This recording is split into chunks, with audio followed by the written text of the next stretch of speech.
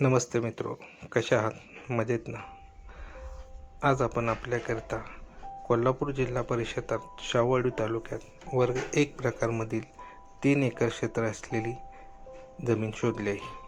ही जमीन डांबरी रोडपासून साधारणतः 300 मीटर अंतरावर आहे. या जमिनीला असलेला हा कच्चा रस्ता जो हिवाळा, उन्हाळा, पावसाळा ह्या तिन्ही ऋतूत आपली कोणतीही गाडी जाऊ शकेल असा बनवलेला आहे.